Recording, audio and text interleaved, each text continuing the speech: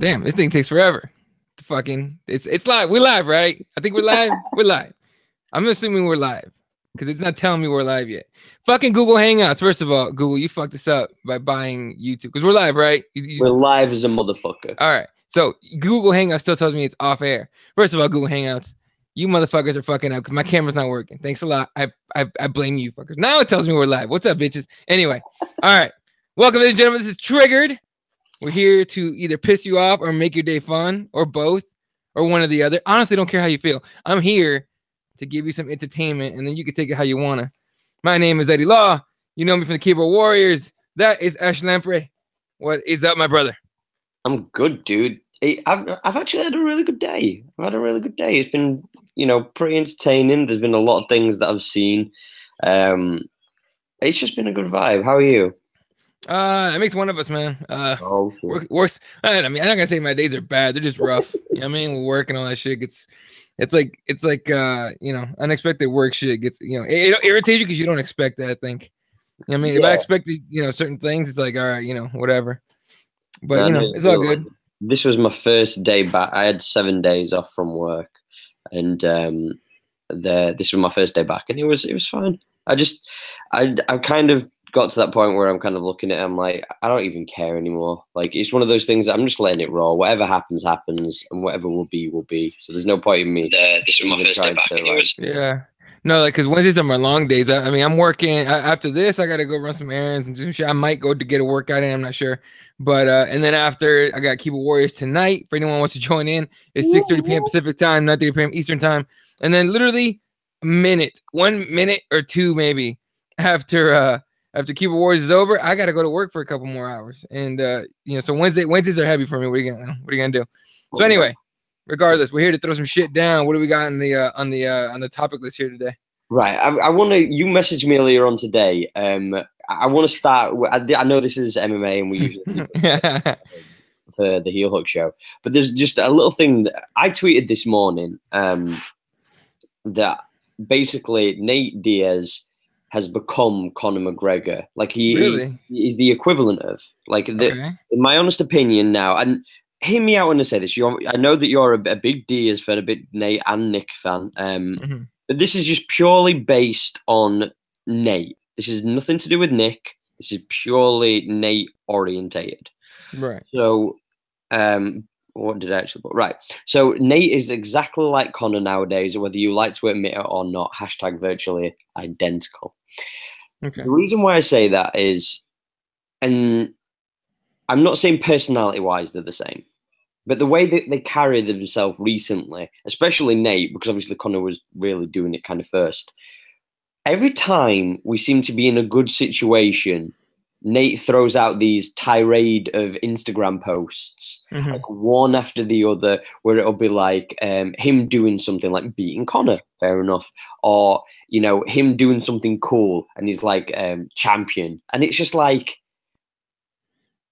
Conor does the exact same things. When Conor's name is not in the limelight and everything seems to be settled with the lightweight division, Conor jumps in and he'll throw, still featherweight, still champ. It's like, no, bro, you're barely the lightweight champ. But he'll throw it out there just to be like, look at me, I'm still here, guys. Nate does the same thing over the past year, really. Additional to that, one of the other things that makes me laugh is he does the same things to his fans that Conor does to his.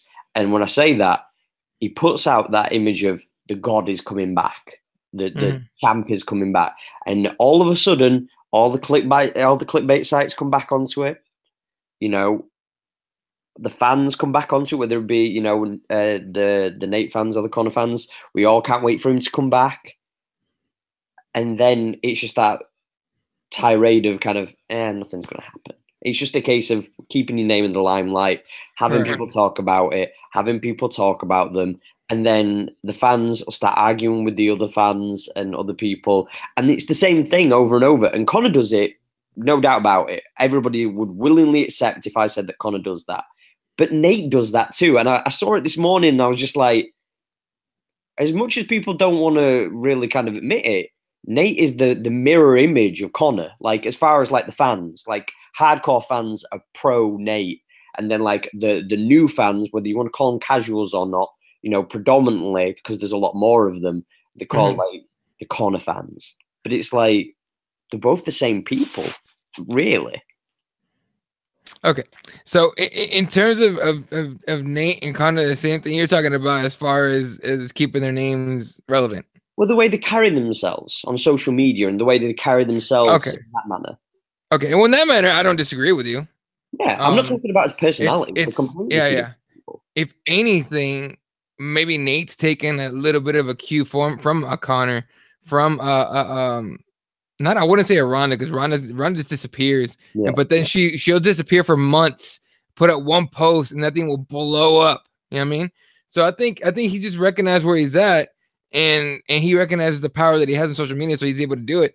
And you just, like you said, you're kind of the same exact thing. I thought, like, because I hadn't seen this tweet of yours. Like, I hadn't seen it at all until I think Joey was the one that tagged me something about it. So I followed the thread, and I was like, what?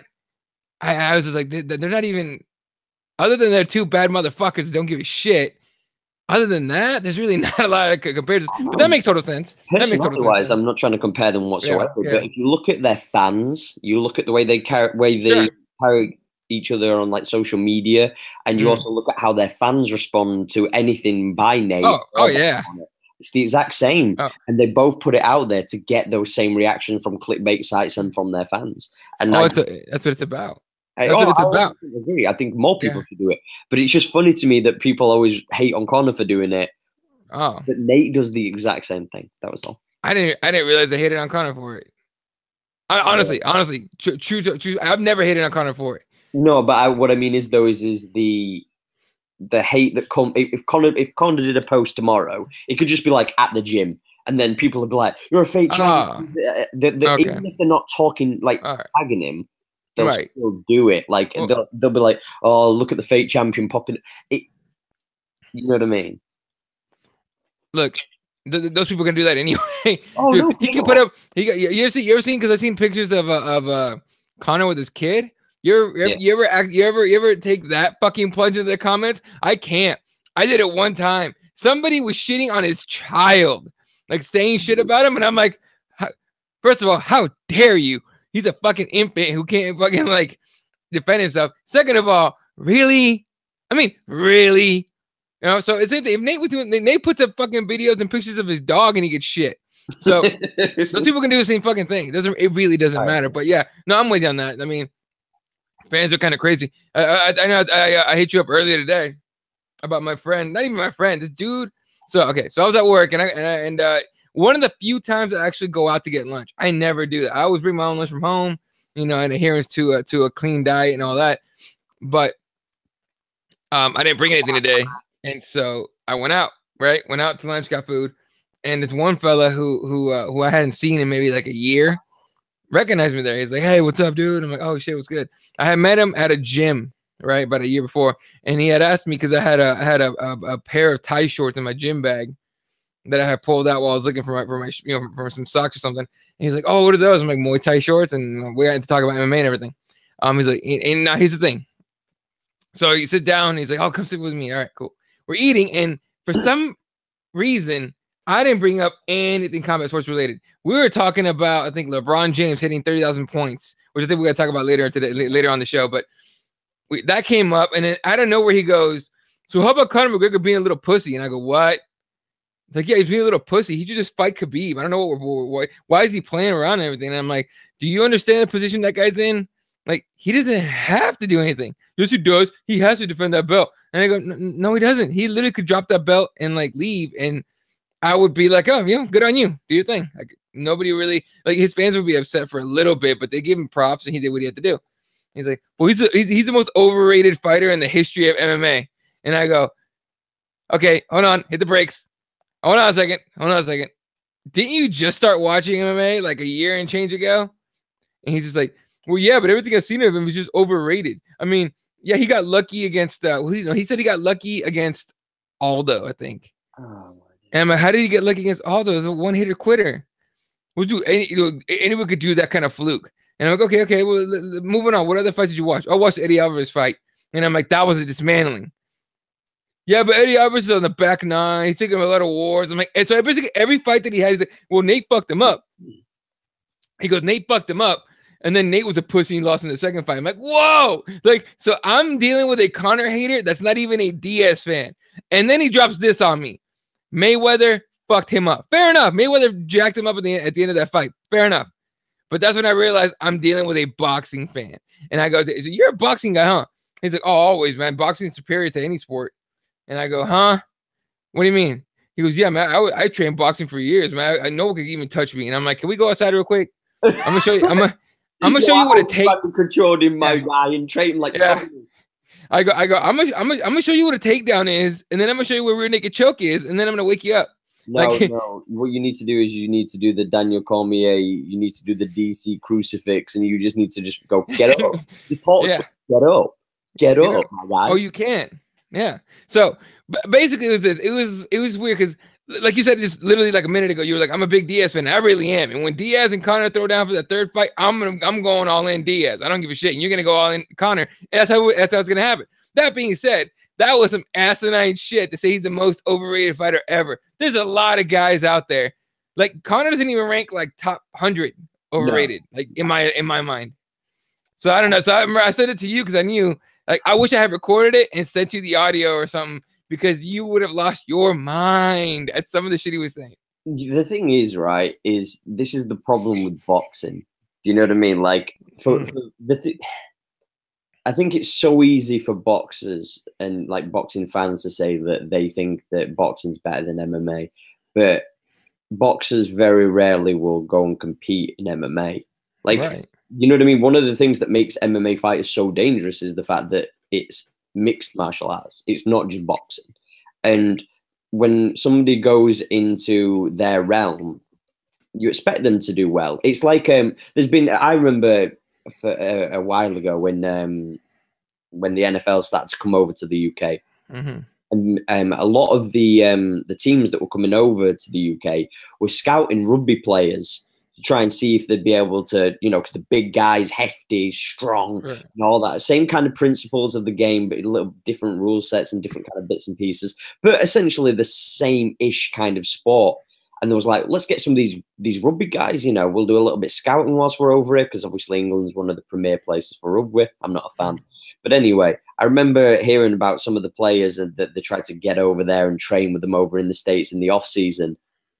Barely next to nobody got signed up by any of the NFL teams. And you know why? Because when you take somebody who does a similar sport and you put them into another sport that's not the same, 9 times out of 10 they don't thrive, because you know, it's like saying a fish knows how to swim, it knows how to move. Well, yeah, but it also doesn't know how to fucking ride a bike, does it? Do you know what I mean? Like, it's just not the same. It's just not the same. So I don't know. When it comes to overrated fighters, I can think of a ton more. You know, the irony is like, one of my favorite fighters that first got me into MMA is arguably one of the most overrated career-wise, and that's Tito Ortiz. Oh. Yeah, here's the thing: just the arguments that people make, they're never, I guess, for lack of a better word, academic or supported by any real facts. It's almost always emotional. You know what I mean? Yeah. Like, it's almost always emotional. Like, someone told me like Justin Gaethje's overrated, and I'm like, what do you mean he's overrated? Like, yeah, man, he ain't got no real skill. And I'm like, have you ever seen his fight? He just goes in there and brawls. Anybody could do that. And I go, then why isn't anybody a top 10 lightweight in the UFC? Why isn't that? Why aren't you in there? You know, because he was like, I could brawl. And I'm like, if you could brawl, then you should be top 10 right now, right? Like, I could put you in the cage with anybody and you should be able to win. Well, I didn't say all that. I'm like, okay, you have no idea then. You're just being emotional little bitch. Cut it out. It just reminds me of that. It was James Toney, wasn't it? That was the Randy Couture fight. Oh God, that dude didn't even train for that fight. He just showed up. That guy was like a Ring Magazine Fighter of the Year, X amount of champions, multiple titles, and all this kind of other stuff. A legit boxer, like a legit boxer, got fucked up by Randy Couture. And you know, I know a lot of people say, well, yeah, Randy Couture went on to be like a 2-division champion, and you know, he's one of the best ever light heavyweights, and you know, I get all that. But the fact is, though, is Tony were a slouch. Do you know what I mean? So it's like when people say that, I'm like, You know, and you're talking about Couture was like, what was he, 34 when he first started doing MMA, if I remember correctly? He was old. And he had the only like experience he had in any martial arts, if I remember correctly, he had a decent wrestling pedigree, but predominantly he did boxing in, I want to say, in the Navy. I think he was he was Army. Yeah, Army. I think he was Marine. I think you were right with the Marine thing. But nonetheless, anyway, he did like some boxing, and that's it. You know what I'm saying? Like, this guy didn't start fighting until he was 34, dude, and then he went on and fucking in Captain America and shit, and fucking won heavyweight titles. Come on. Yeah, he was a U.S. Army sergeant when he retired. Right, okay. Yeah, U.S. Army. But, just because, don't believe me, over here, people give a fuck about the difference. Believe me. At the end of the day, it's military. The part of the services, and credit to him and all that kind of jazz. For what it's worth. But that's another story. But anyway, yeah, there's a dozen more people that are fucking overrated more than Conor. Yeah, I think that's just stupid. But you know what? That's what kind of fans we're dealing with when it comes to boxing. Okay. On a more positive note, we'll talk about somebody that's I wouldn't say he's overrated, but LeBron James smashing and getting into the 30,000 club, 30,000 points in the NBA. He scored, I think it was 25 last night. His team lost the Cavs against the Spurs. Let's be honest, the B team of the Spurs, concerning, but still, he managed to knock through that door, and he's 1 of 7 now. Look, 7th guy to ever to do that. The league's been around for what, fucking 50 plus years. That's a very exclusive club. So I mean, good on him, for real. That's and for a guy that people go, he doesn't have the killer instinct. He's not like Kobe Bryant that gets a score. That dude just hit 30,000 points, dude. What the fuck are you talking about? Mind you, he'll get the 40,000 if he plays like a few more years, but he has to average, I think the number's like 25 a game. I think he could do that. But I mean, who knows? But yeah, so this guy's gonna end up having high rankings in every statistical category that I can think of. Well, he will. I was seeing the stats when I was looking at something, and somebody was saying it's not improbable that LeBron could end up with the highest amount of assists and the highest amount of points ever in the NBA. He could overcome Magic Johnson, and he could obviously eclipse Kareem. Yeah, he could, but the fact that he came in as a high schooler, right? And he's not a very physical player, and people are like, "Oh, that's bullshit." No. Hear me out. He doesn't go to the post and hang and bang with big guys. He starts at the perimeter every time he goes. Anytime you've ever seen him, it's because he starts at the perimeter and then he A-trains his way into the fucking basket. He doesn't back anybody down. He doesn't bump with anybody down low. He doesn't take that physical damage. So he has the body to be able to keep going for as long as really as he wants to. And look, his jump shot's getting better every year. Like every year, his shot is just getting better. It's freaking crazy. So, yeah, I mean, regardless, like, good on him and everything. All the haters can suck a dick. But here's my question for you, because I know you and I talk basketball all the time. What the fuck is going on with the Cavs, man? How do you lose 10 out of the last 12 or some shit like that, or 8 out of the last 12, whatever it's been? I'm not right. This is going to sound so harsh, and I don't mean it to be, but it is what it is. Since IT come through, things ain't been the same in the land. Like, dude, it's so weird because look, keep in mind, he just got there. He just activated, basically. He's just been playing for not too long. He takes every other game off because they won't let him play back-to-backs, which is good, fair enough. Here's the thing. You're talking about a ball-dominant point guard that's a shooter. He's not a point guard, which should be okay with LeBron on the court with him.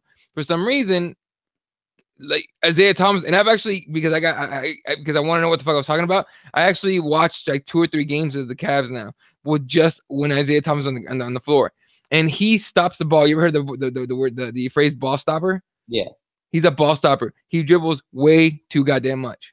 He holds onto the ball way too goddamn much, and that's not gonna work when LeBron James is on the floor with you. But the problem is also though that, and I know obviously he got some flack for this. One of the people recently was Kevin Love, and Kevin Love has suffered a lot.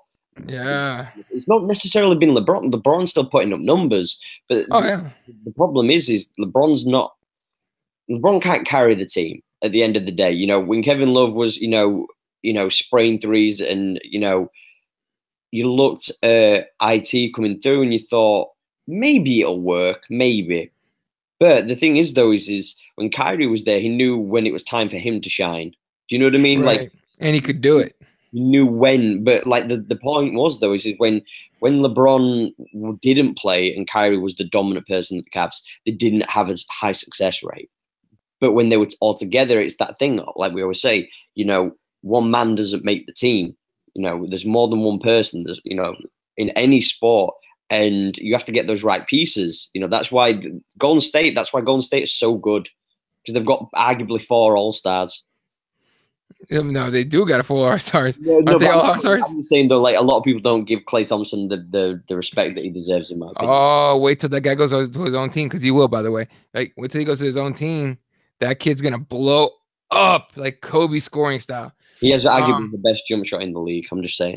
I agree. No, I fully agree. That's the prettiest jump shot I've seen in years, other than Ray Allen's, and maybe Michael Red was a little weird, but Ray Allen's shot was clean, crisp. I don't mind Rudy. Still, yeah, Rudy Gay. Man, Rudy Gay was like a guy should have been a superstar, but just couldn't make it. But we're gonna talk about this some other time. But no, but with the Cavs, man, I think Isaiah Thomas needs to get on point. But the thing is, I saw on ESPN earlier that we heard about the Kevin Love thing, right? Yeah. What happened to him? Okay, so if you guys don't know, Kevin Love got sick, had the flu or whatever, and he went he came out of the game and he left the building. Like, he went home. He watched the rest of the game that he had just been in on TV, which, if you look at it as just like a pure, at the very core of it, in my opinion, is I'm sick, I have the flu, I don't want to get my teammates sick, I'm leaving. Plus, I feel like death. I'm just going to go home, right? At the same time, apparently, Isaiah Thomas called him out for leaving. Like, you're the new guy. You're going to come into the locker room where I've been in for 3+ years, and you're going to call me out? Kevin Love always gets a lot of fucking flat, though. That guy, dude, I always hope he gets traded. I constantly hope he gets traded. Like, dude, just go ahead, get traded, and then when the Cavs sink, let him know, like, hey, I was a big part of what you guys were doing. Congrats. Now you don't have it.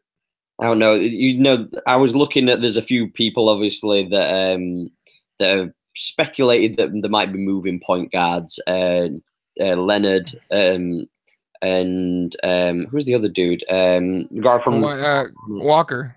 Walker, yeah, Kemba Walker. Here's the problem. None of they're talking about George Hill too. None of those guys are gonna give you what you need, which is fucking defense. Yeah, but don't you think though that then I think as well as that, like obviously we know the Cavs could do with a center. We know that. Yeah. We were on about Davis and we were on about DeAndre. We were on Boogie as well. Boogie Cousins, yeah. But I think somebody who's willing to play the team, who's not just going to ball hog as well, a point guard, could be very, very useful as well. I mean, look, I can see it. Look, if they go for Hill, it's not because he can play defense, but because he's not a ball-dominant point guard. He's a guy that's willing to pass the ball and move the ball around. Fair enough. Kemba Walker, I think at this point, I would prefer Kemba Walker to George Hill for the fact that he's younger, but he can take over a game by himself. All right, Isaiah Thomas, for as good as he is, as he was at Boston, he's not there right now, and the hip isn't ready yet. And if you're Cleveland, and if you're in a hurry, like if you're gonna be patient, keep Isaiah Thomas and trade for a center. That's it, right? A rebounding center too, a defensive center like a DeAndre Jordan. Do you think they could get Walker though and just send over IT instead? Get rid of IT, just say fuck this noise. IT's not the one, and get Kimbo over. God, it would be such a dick move, but hey, this is my guy. You're trying to get that fucking ring. Right? No. I agree. It'd still be a dick move, but look. Full transparency, I'm an Isaiah Thomas fan. I like Isaiah Thomas a lot. You know what I mean? Because he has that chip on his shoulder. I have the same type of thing in my mind. You know what I mean? And so I'm just like, oh, dude, I root for guys like him. You know what I mean? I root for guys like Kemba Walker. But end of the day, I would trade him straight up. It's like a Thomas and the Cavs, not the Brooklyn one, the Cavs first rounder for Kemba Walker. Okay.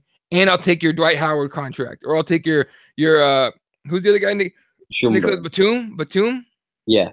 Yeah. I'll take one of those guys, take away some cap space, take away one of your shitty contracts, and I'll take Kemba Walker for Isaiah Thomas in my first rounder. How about it? You know what I mean? And whatever piece I need to throw to make the money work. And if they agree to that, fucking pull the trigger on that shit. That being said, like, no deal's gonna be done until right before the deadline. Oh yeah, for sure. So it doesn't, right now it won't. Anything people say right now is speculation. Here's the problem, and you tell me what you think before we move on to something else. I guess. Yes or no? LeBron James is the Cavs next year. I'm saying no. I am saying fuck no. And you know why? Because of Dan Gilbert, the owner of the Cavs and Cavs fans. Anyone listening to Cavs fan, you can thank that motherfucker for the fact that your franchise is going to suck again for another 50 years because of him. I mean, easily. Okay. And it's fucking that. And not only that, anybody that goes to Cleveland now within this year that's got an expiring contract is going to leave. Like, you're gonna get guys that just want a big payday to stay. Fine, they know they're not gonna win any titles, but they're gonna get paid millions. They'll stay there. I don't have a problem with that. But like an Isaiah Thomas who wants the money, but also wants titles. You know what I mean? He wants to be known as better. He's not. I don't think you'll get him to stay unless you pay him like the max, which nobody else is gonna do. Kevin Love's gone. Yeah, Kevin Love's gonna leave as soon as his contract's expired. You know what I mean? Those guys are not going to stay without a LeBron or a Kyrie Irving to stick around. If Kyrie Irving stuck around, easily you can build around him. But it's a sad situation on Cleveland. But yeah, so yeah, no, I think LeBron's gone. Where he goes, I don't know. I hate to say LA. It's possibility. Yeah, no, dude, the fuck no, hell no. I don't want to see him in LA. That's my division. I have to hate LeBron out of principle. Okay, that's my division. You would never hear the end as well from LA. Oh no. Oh no, I hate that. Right, I would be very, very interested to see how many Kobe fans started converting, saying LeBron. Immediately. If he got a ring to LA. Yeah, but here's the best part, in my opinion. If he goes, my personal opinion, not because I want him to go there, but because I think he's gonna go there. I think he'll end up in Houston somehow. I really do. I think he'll end up there with Harden, Paul, and Melo will end up there too. Melo will just take a massive pay cut, I think. But I mean, who knows? This is like months away from us. Apart from me, I know this would never happen, and this is just purely just obviously fantasy, dream team kind of stuff. A part of me would love to see him go to the Thunders, just so that you could have that like Thunders versus Warriors, the big matchups. That'd be crazy. He'd have a big game about it. But if you could make the Paul George stay, you can get rid of Melo. So I mean, Melo, Westbrook, LeBron, that'd be an insane team with Steven Adams at your state. Oh my god, that'd be crazy. No, but here's the thing. I would not. I would love for this to be the press conference. Like, LeBron, where have you decided to go? I decided I'm taking my talents to Los Angeles, and I'm going to play for the Clippers because I would love that. Look, still my division, but all those Laker fans would have to shut the fuck up. Fucking Christ. Awesome. Right, we'll move on, guys, from the NBA.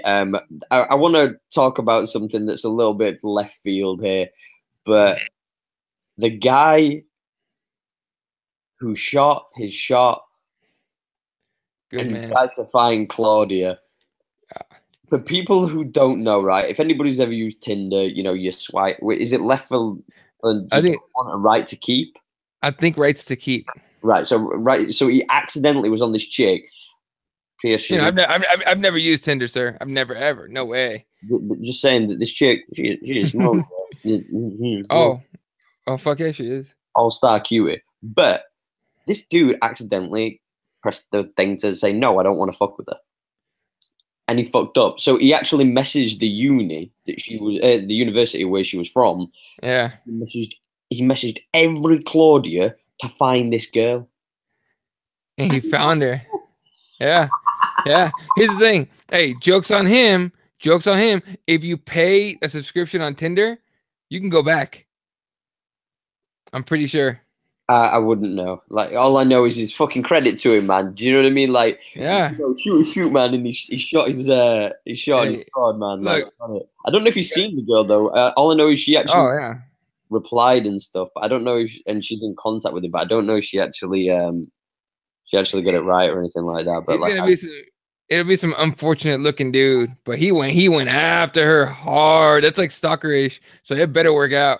Yeah, that's thirsty. That's a little bit thirsty. But I will say this, though. His bio is amazing. So I emailed a few Claudias. I love that. But it's a cool thing, man. Like, I saw somebody joking say it's like the millennial version of Cinderella. I was just like, What?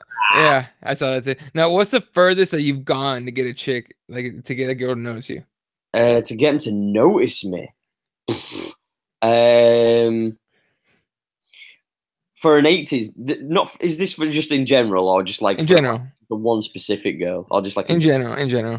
oh right. So me and my friend we used to work in nightclubs and whatnot, and we used to do promoting, getting people into the clubs and stuff like that. And it was an 80s night.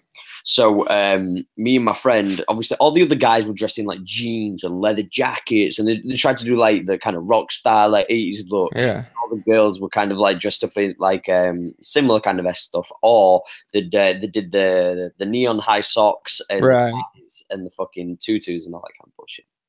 So me and my mate, we just thought, fuck it, we'll do the same. So we dressed like the birds, and we got the fucking knee-high socks, put shorts on and all that kind of stuff, and we basically dressed like 80s chicks, and Yeah. we went around promoting to all the girls and stuff like that to get them in the club, because we knew that all of the other dudes were trying to like act all cool and stuff. Yeah, yeah. Like 9 times out of 10, girls don't just want cool; they want somebody who they can actually have a conversation with, or like, Yeah. them. So yeah, we dressed up in like UV high socks and shit. So yeah. All right. What about a specific girl? Like you saw a girl, and you're like, I want her, or like, or your lady now if you want, but like any like a single girl, you're like, I need her. Like I want her. Like what did you do? I'm trying to think off the top of my head. I'll give you mine. What you think if you want? Yeah. Okay. So there was this stupid. So I worked at a radio station in Arizona, a hip hop station here, right? And I was a part of the promotions team, and I also did a little bit of on air stuff, right? So, I was driving into work one day, and I saw this girl driving a white Volkswagen Beetle, right? When they first started coming up with the bubble shaped ones, and I was just like, "Holy shit, that girl's an angel!" But like, she drove up. I was trying to catch up to see if there's any way I can get, like, I was literally like I was an asshole. I was almost waving at her out the window. Like, hey, like put your window down and shit. And she did not look over. She had the music on and shit, couldn't hear me. So I like wrote down her like this is so weird. I wrote down her license plate number and description of the car and what she looked like. And like any like details that I could like think of, right? To remember her the next day when I drove into work. That way I could look around for the car and be like, oh, is that her? All right, cool. Now I'm gonna go after her. So got the details down, all that shit. Maybe like 2 weeks later, I'm every day driving into work. I'm like, I don't see her. What the fuck? Like, you would think this is like her normal route. Like, there's got to be a reason she was in downtown Phoenix, which you don't go to unless you have something to do down here, right? You're not just driving through. You're only down in downtown because that's where you're going. Couldn't see her anywhere, and I was getting all desperate. Then I thought, I have a microphone. So I did not put a license plate out there before anyone freaks out. I did have her go, look, this is an APV to that white blonde girl with the beautiful lips. And then I went on the details on the car. I went in on the details on the car. And I go, and this is the last detail I'm gonna give. And she had this a Tweety bird like thing on her on the rearview mirror of her car. And I go, I know you got the Tweety bird thing on there. Look, girl, if it's you, give me a call at this, to the station. And I was trying to reach you. 2, maybe 3 minutes later, our fucking phone line flashes, right? And I pick it up, and she goes, I think you're talking about me. And I was like, well, so I asked her a couple questions. What's your license plate? And she happened to be getting out of a car. She read it, and I go, holy shit. Oh, God. At that point, I froze. I didn't know what to do. And I was like, oh, shit. Can I take you out to dinner or something? Like tomorrow? She's like, yeah, absolutely. So we decided to meet up at the station. We went out. I had a wonderful time. She wasn't the one, but it's all good. It was fun. But she told me, she's like, nobody's ever asked me out on the radio with thousands of people listening. I'm like, well, not many people were like me, and I was a little bit like starstruck and a little bit in love, I guess, like at first sight. So, yeah. But she ended up being a really cool chick, though. Like I still talk to her once in a while, but it was weird. I don't think I've done anything off the top of my head like majorly extreme. I've done like odd little things. Like I remember I went to a kickboxing competition, and I said I would, like, when we were all like warming up and stretching and everything, and I was only like 14, And I remember this chick, she was absolute smoke show, but bear in mind, she was 14, I was 14. It's okay, guys. So, just throwing that out there. Making sure that's real clear. But I just remember turning around and I was like warming up and everything, and she kept on like looking over. So we drove, and she came over and spoke to me and stuff like that. And I was trying to like talk to her and everything like that. And she was like, "Nah, I'm going to leave it there." And I was thinking, "Fuck, like this girl is just like not having none of it." And like she was talking to this other dude like over and over and over again. And it ended up being where he was in my bracket and he was in my second fight. And I remember just absolutely just hammering this dude, just absolutely kicking his fucking ass. And he only, because it was points fighting. So for anybody, like, body kicks and body punches are only 1 point. Punch to the head is 1 point, but a head kick is 2 points and 3 points if you catch a spin. So I were up by fucking landslide. I think I was winning something like 8-1, and if I'd have got 2 more points, it'd have just been a no contest. So I'm like getting all like cocky and sloppy and everything like that. So I have my hands down. He boots me with a front kick to the side of the face, full flush, just catches me. It hurts like a bitch. And afterwards, I go out and everything like that. And she comes over and she's like, "Oh, good fight," and then she starts talking to me and everything like that. And I could taste like something in my mouth, and it's really weird. So like I got a name and everything. I'm like, "Oh, I'm just gonna go to the bathroom. I'm just gonna get sorted out and this, that, and the other." I go into the back. My coach comes, and I take my gum shield out, and it's full of blood. And it actually kicked out one of my back teeth, and Damn. I actually had to like pull it out. And then I ended up fighting later on, but it was fine. But we didn't tell the doctors. I just carried on. That's like one thing. I remember pretending that I was proper into like spirituality and like. When I was in the club on my birthday, I think I was like, I don't know, it was like 24th or 5th birthday. There was this hippie chick, and she started talking to me. She says, like, "You've got a cool aura." I was like, "Yo, I was checking your aura." And I was just like talking about shit. And she had me like rearranging my chakra in the middle of the club. Like she had me doing breathing exercises and shit. And I was just like, I think that's probably like the furthest, like something really weird. This is so dark. I don't even know. Fuck it, I'll say it anyway. I ended up getting with this chick like at a later point. Yeah. So this is a few weeks later and everything. She comes round to mine. I was living by myself and I had my own apartment and all that jazz. And she comes to mine, and whatever is happening is happening. It's going down. It's going down. Ash mash. So all of a sudden, during, she decides to turn around and starts talking about she can feel what was the word she said?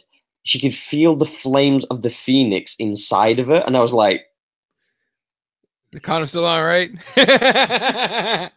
Fuck yeah, it is. Yo, crazy chicks, nada. So, whilst we're midway through, she gets her ends away, and then she stops, and I was like, okay, we're like thinking, what's going to happen here? And she went, "Let's meditate." I'm like, the fuck, we're meditating? That is not happening. There's no meditation going on right now. Like there is physical things that need to be attended to. And she's like, So she crosses her legs, closes her eyes, and starts meditating. I'm like sat there just going, what? And so I start getting more and more wound up. So I tried to like make out with her and everything like that. And then it all went Pete Tong, and she ended up leaving. And I was just, well, actually, I think I told her to leave because I was just like, look, I can't even do this anymore. Like, this is some crazy shit. Yeah, when she started talking about phoenixes and shit, I was like, I can't even deal with this. Dude, I've had girls get all spiritual and shit. Not spiritual, but like religious, almost like, you know, like I used to, She saw the God. Yeah, right. But she no, there's one chick like after we did what we did and shit, and I want a nap. That's what I'm trying to do. I'm trying to get to sleep. So I literally roll over, and it's like literally boom, boom, done, and then I roll over and I pass out.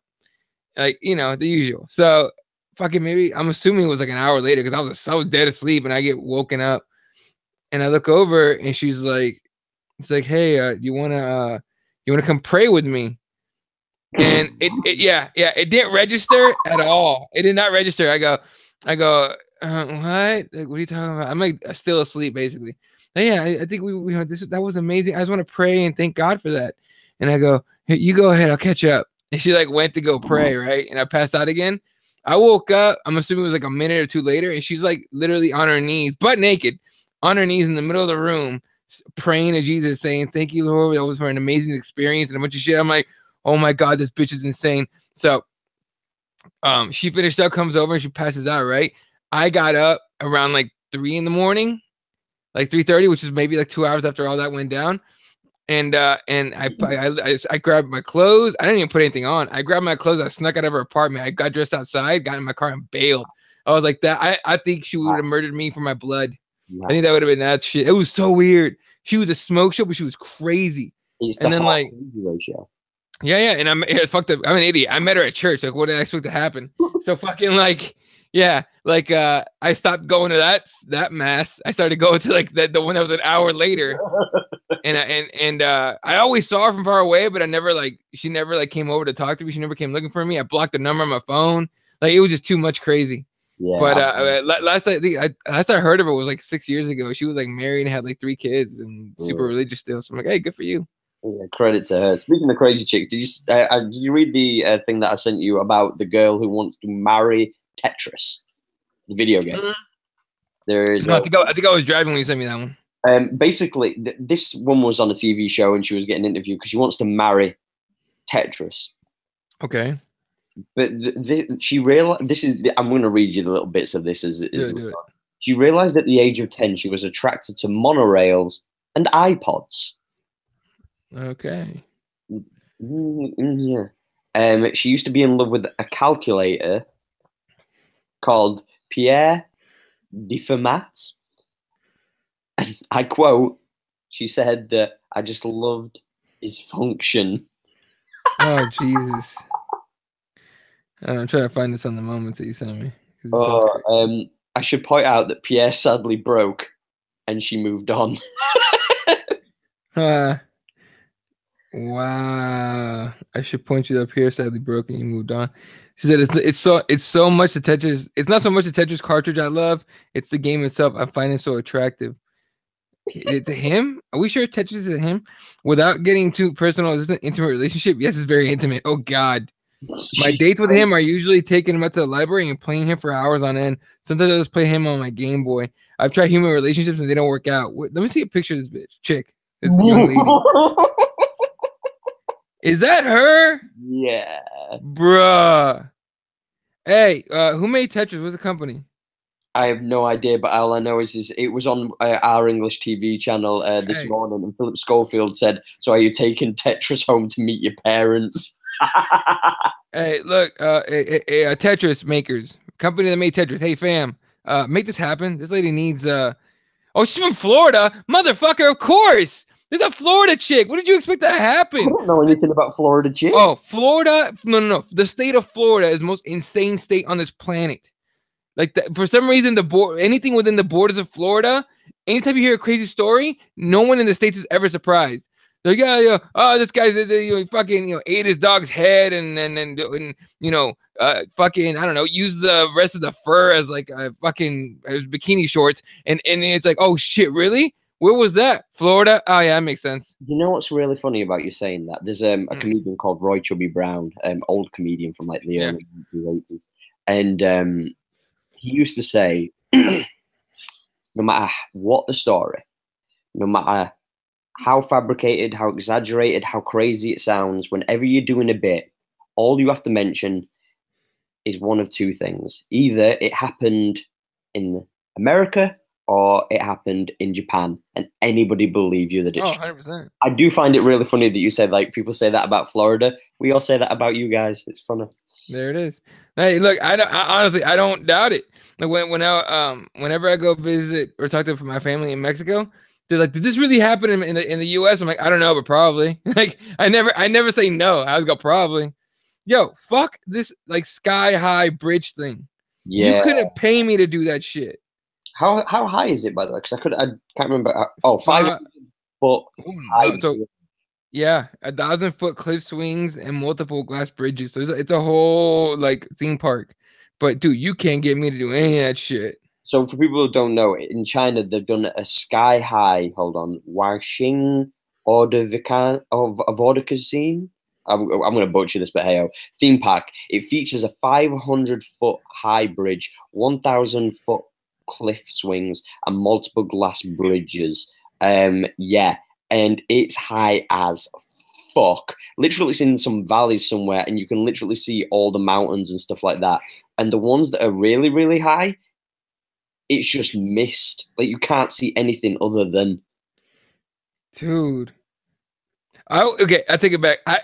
No, I don't take it back. I would never do that. But I feel like walking across it when it's all misty would like it'd be like lying to myself. Or like, oh, we're not 500 feet up. It's just mist. It's whatever. But the gap in between those fucking boards, I'm just looking at this and I'm freaking out right now. Like, what the fuck? I'm pitching.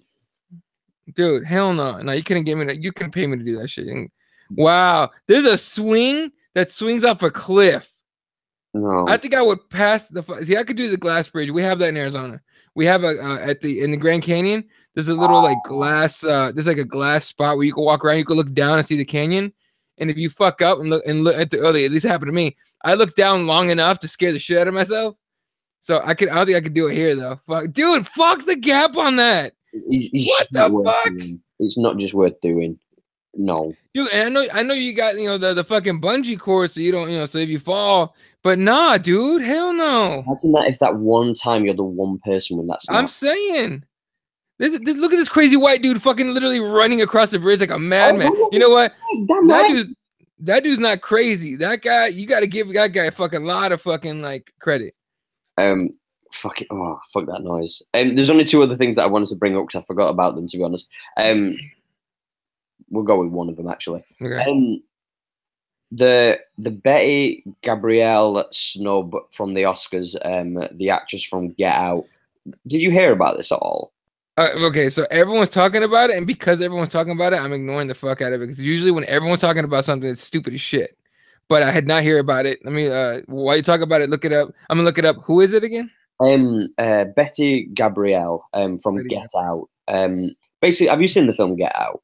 Oh, it's a great film. Yeah, brilliant film.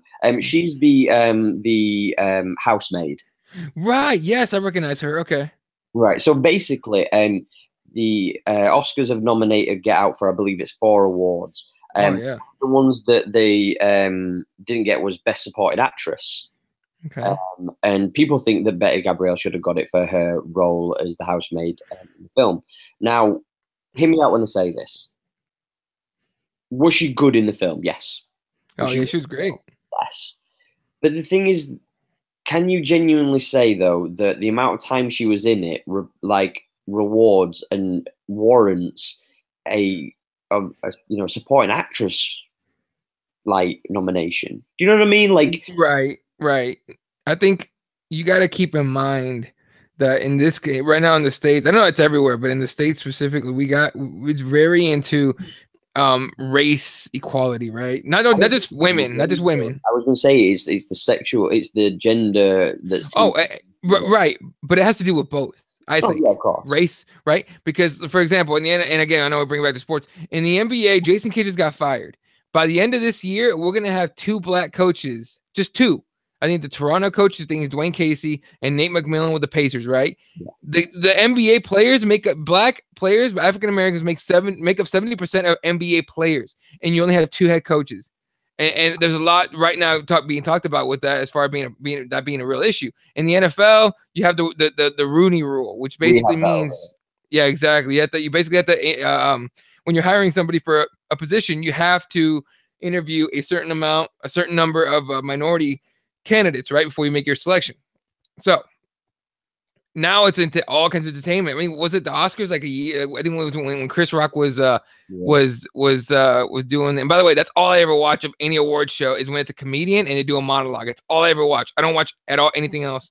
And so everyone's like, "Oh, did you hear so and so won?" I'm like, "Nope, didn't care." Chris Rock was awesome, But he joked around about it. He goes, "These are the whitest Oscars ever because there's no black nominees." That was a huge issue.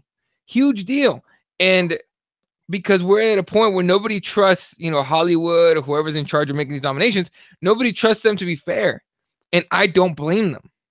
You know what I mean? Because historically, it's been very unfair over here. It's been very one-sided. Now, does this particular one, I'd have to agree with you. I don't think she was on there long enough. I think she did a spectacular job. I agree. Okay? Don't get me wrong. Get Out was easily my favorite film in 2017. Easily. I can't think of another film that made me like second guess everything, right? Because nobody could guess anything. I tried to guess. Every movie I've watched since I was a little kid, I could not easily. Sometimes it was hard to do, but I could guess what was going to happen next or what could happen next. On this one, I was like, I have no fucking clue. I have no fucking clue what's going to happen. You telling me? And if anyone hasn't watched it, spoiler alert, you got 5 seconds. 4, 3, 2, 1. I did not at all for a fucking split second think old white people were putting themselves into young black bodies. That was insanity to me. I was like, who the fuck thinks that up? Holy shit! But as far as her nomination, man, I can see why. I mean, I can't remember any other, movies where I could be like, oh, she should be supporting actress. So I can tell you that I 100% agree with her not being in there. I think maybe a nomination would have been nice. But as far as like, if you're telling me as far as the winner of it, no, I don't think she was on there long enough. You know what I mean, to do it. But she did do an amazing job, in my opinion. I was going to say, I think that at the end of the day, everybody, you know what I think it is with the whole like gender equality and the racial equality thing, and I applaud both of them, but I think the problem is they want too much too soon, and being aggressive for it is perfectly fine. I understand, go for it. But my thing is this: is sometimes you sound so harsh. This is just, how can I put this? Mm-hmm. People are going to get angry. Fuck it. I think sometimes with anything, if you overly aggressively advertise something or try to promote something, then it turns people off and it makes people even more reluctant to be involved or to support something. Sometimes it's, the counterbalance, like we talk about when fighters get promoted in MMA, if they get pushed down your throat too much and people try to force you to do something like something, or try to make you change your opinion.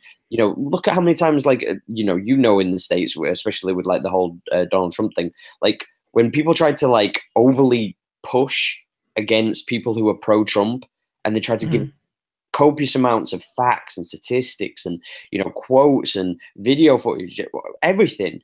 The more you do it and you hammer it down people's throats, they're gonna kind of rally for their person, or they're gonna just go, no, fuck you, I don't want to. And you make them even more so want to be not necessarily anti, but not support the cause. Well, that's what's happening with women right now, right? There's a bunch of like, I don't know if you heard about this like group, the President's Club or something like that. And I think it's on your side of the fucking Atlantic. There's like an all men's group, like a men only group, and they had some kind of get together, and they had a bunch of female waitresses, and the waitresses were groped and fucking like hands up the dress and shit like that. And then I think today or sometime recently they had to break up. Like that club is no longer because of shit like that. But it's groups like that, like the men's rights activists. You ever heard of these fucking assholes? The MRAs? Okay. Don't look them up because they will drive you insane, because it's like really, it's like a bunch of dudes that look like they just stepped out of their mother's basements trying to get laid. It doesn't work that way. It's just like, you know what I mean? So there's a lot of pushback. So, and honestly, here's a really good example that people are going to freak out about. Or may not, but they already did freak out. So probably, it's not like I'm giving them news. The Confederate flag thing in America. Yeah. The Confederate flag, if anyone doesn't know, the Confederate flag was for the South in the Civil War. Now, the Civil War, from and the overall look at the Civil War, because you can look into details and shit gets kind of fucking creepy and weird and sideways. But the overall view of it was the North, the Union, was fighting to end slavery, right? And the South was fighting to keep their way of life, which included slavery. So the Confederate, they had their own flag, Confederate flag, Andrew Jackson, blah, blah, blah, all that shit. So fast forward now, the Union obviously won that war. And that Confederate flag, to a lot of people, is offensive, because it represents a group of people that was trying to fight to keep slavery. To people in the South that are proud of that flag still to this day and put it on their cars and truck, mostly it's mostly lifted trucks. I'm not gonna lie to you. That's mostly who it is. And you could take from there what kind of people you think that is. But and also I have a lot of friends that argue with me about that because they support that flag. They even have it in their cars, but they're friends of mine. Like, whatever, dude, I don't give a shit. But they argue it's to do with culture. Yeah, the Southern culture. It's they're proud of Southern culture. Look, fair enough, man. Do whatever you want with that shit. Just understand not everyone's gonna like you. And as long as you can accept that, it's cool. That's when I spoke to Jason Knight about it, he said the same thing. He said it's yeah. So I can see both sides. Like if I was black, I'd be probably upset about it too. You know what I mean? And if I was from the South, maybe I would think the same thing. I don't. To me, it's still a very touchy thing, but I am a firm believer in freedom of speech. You know what I mean? And if you could put a flag of your favorite football team on your house or your alma mater, or whatever, you know, and I know it's a very different fucking that's a weird comparison to make. You know, you know, you could put up your freedom of speech, put up your flag if you want to, I guess, but just understand what comes with that. And I think as long as people understand that their freedom of speech, that freedom of speech doesn't come without consequences of some sort, then you know, and then go for it. But it's just you know, because they've been taking out statues. They've been taking down statues in the fucking South and all that shit, all that crazy shit's been going down, which isn't in the news that much anymore. But you know what's crazy, real quick? I don't know if you have something else you want to talk about. No, I was just going to bring up. It just reminded me of when they were on about the most racist ever trade in the NBA's history, and I believe it was What? Hold on, I'll come back to it. You just okay. Here's the crazy thing. So there was a shooting in a high school in Kentucky here, I think yesterday. Yeah. Yeah, did that happen just recently? I think it was today. Was it today or yesterday? I think it was today. I'm not sure. I think it might have been this morning. Yeah, it might have been this morning. Regardless, whenever it was. And that the fact that I don't know exactly when it happened is part of the point. It happens so much here now. Like it happens often enough to where it doesn't even warrant a breaking news like a spot on a news channel. You know what I mean? Like when I don't know if you're yeah, you are. You should remember Columbine. You remember Columbine? Yeah. Okay. When Columbine happened, I had just gotten home from school and I was watching TV and it was like a fucking cartoon. And all of a sudden it's like breaking news. There's been a school shooting at a high school in Colorado. We go there now live with so-and-so, right? And I remember like going, holy shit, someone took a gun to school. Fast forward to 2018, we barely blink at that. Oh, hell no. We don't even. That's the saddest fucking thing ever. We've become conditioned to not even think it's a big deal. And it's a huge deal. Like, wow, dude. I don't know. I just thought that was pretty crazy. Yeah, because you've had I think it's the most you've ever had in your first month. I think you have 11, is it, in the first year, in January already? I don't know. I don't pay attention because it's like fucking depressing. This was what I was going to allude to prior to do with the whole like the racism thing and whatnot, and how weird it is. Because we were talking about basketball earlier, but Bill Russell, when he played for the St. Louis Hawks, he was for people who don't know, he went on to be a Celtics legend and whatnot, and yeah, he basically the only reason he got traded was because they had an all-white team and they just didn't want any black people on the team, essentially. So they shifted him over to the Celtics. Yeah, and what was that? Do you remember the trade? I don't remember who it was for. I can pull it up real quick, though. It might have just been money. I don't remember exactly. They might have just sold him over, which to me is an irony. Like they sold one of the best centers ever over. But chances of getting second in the let's see. Quite in addition, it uses terms right.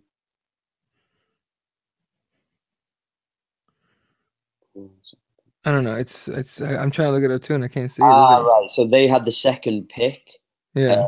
So they drafted Russell, but were vying for Celtic center Ed McCullough, a six-time All-Star who had roots in St. Louis, and they agreed to the trade.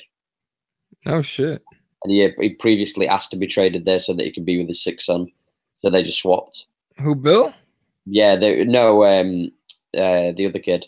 Hagen. Yeah, Ed McCullough. Oh, Ed McCauley. Okay. Yeah, the number right to the number 2 overall pick for Ed McCauley and Cliff Hagen.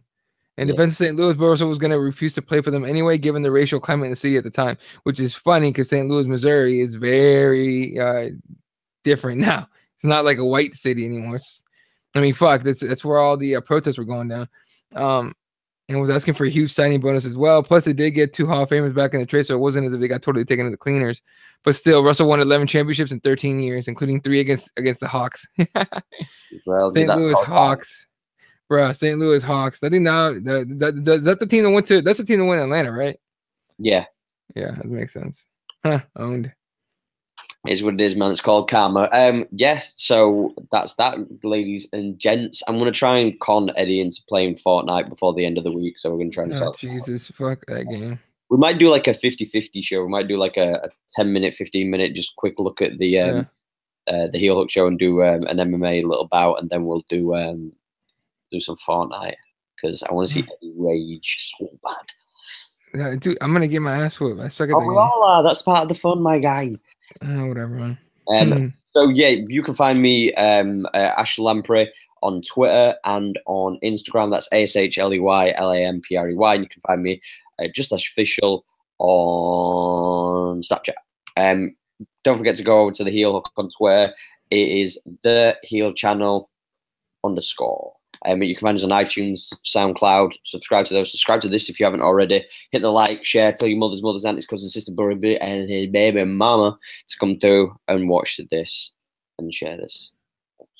Where can I find you, Eddie? You can find me in your girlfriend's panties. Find me on Twitter at Elo31. You can find me on Instagram at Keyboard Warriors MMA. We're gonna be live tonight in about 3.5 hours, over at KeyboardWarriorsMMA.live for the live edition of Keyboard Wars. We're talking UFC 220, Bellator 192, Nate Diaz coming back or not, Khabib and Tony. All the MMA fixings are tonight. Make sure to hit us up, KeyboardWarriorsMMA.live. And shout out to the crew, Fred and Jesse. And shout out to my buddy Kyle from Loudmouth MMA. His podcast is on iTunes, ranked on the top 100 MMA podcasts, which is actually pretty big because a lot of podcasts out there. So good for those guys. Congratulations to you folk, and glad to call you guys friends. Oh, Eddie, all getting all sweet and shit. That being said, y'all can you fucking suck a dick. I don't give a fuck. No, I had to save my rep. That was so good. Yeah, from me and Eddie, it's been a fun one. So we'll catch you guys on the next one. Peace.